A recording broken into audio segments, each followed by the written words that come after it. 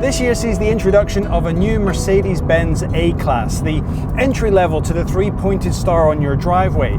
But that A-Class, the story of it goes all the way back to the late 90s, and this is a 1998 Mercedes-Benz A140, a car that was packed full of innovation for Mercedes-Benz, took it into a whole new market, but thanks to some Swedes and the mighty elk, almost cost them dearly.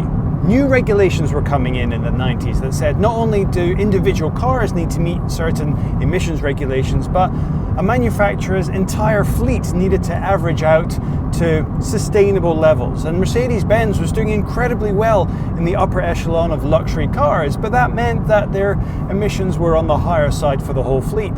The solution later would be cars like the smart car, but in the early 90s the idea was floated to do a lower market, entry-level Mercedes that would be smaller, safer, and crucially, more economical to run. The answer would become this. It might not necessarily be the most attractive car, and seeing it again for the first time in a long time in the metal today, you're reminded at just how weird the shape of this thing is. It's so tall, it makes the wheelbase feel really, really short, but it's actually very spacious on the inside. It's got that whole kind of TARDIS feel.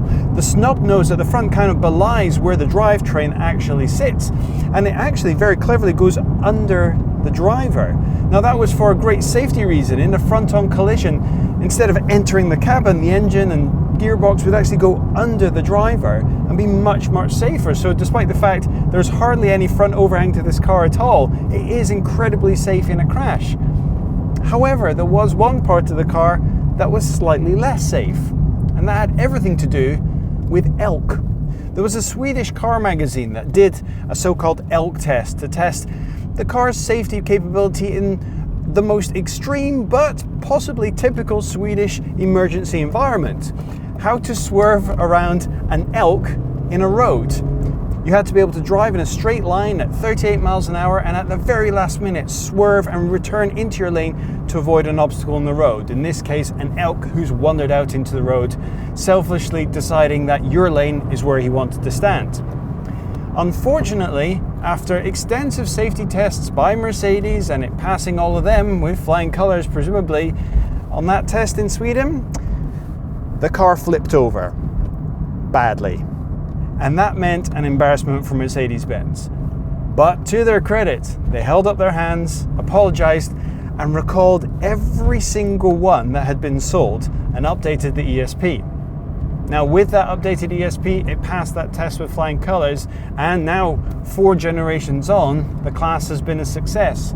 But for a moment, it did look like it was one of the biggest disasters to have ever hit Mercedes-Benz. Had this happened in the era of the internet, who knows how badly that would have impacted Mercedes. But it being 1998, which in my mind still isn't that long ago, but I've just realised that was the year that George, who was filming this, was born. And if that doesn't make you feel old, I'm not sure what will. But in that almost internet-free age, at least for the masses, it was fairly easy for Mercedes to just hold their hands up, apologise, fix the error and keep moving on. But with that issue fixed, the car went on to be a great success, and here we are 20 years later and into the 4th generation. We'll be driving that car soon and there'll be a full review of it up on the site. But for now it's just nice to jump in the car that's 20 years old. I would have been about 16 years old when this car came out, and it has a weird sense of nostalgia for me. This A-Class, the baby Benz, was the first time I ever talked to my grandpa about cars. It's a weird connection to have to a motor vehicle. He was a quiet man, and the year 1997, the year that this car debuted, was the year my grandmother died, and that was the first time after that I really spoke to him and had conversations with him. He had been such a quiet man and my grandma had been such a loud woman, it'd been hard to get a word in edgeways. But it did mean that we had the chance to chat, and this was the first time we ever talked about cars. The baby Benz. For that reason, it will always have a special place in my heart. And now driving it, in fact driving it for the first time, and I now realise driving a manual gearbox Mercedes for the first time, it's bringing a lot of nostalgia back. It's spongy like a lot of those cars are from the era, but it handles remarkably well. From the outside, it looks like it should handle terribly, but it handles really well. I mean, I'm lucky there's no Rogue Elk out here. And to be honest, I'm sure it would pass the elk test now, but I'm not going to put that to the test. But being able to shift manually in a 3-pointed star, that just feels like a novelty that's worth an afternoon out of the office in its own right.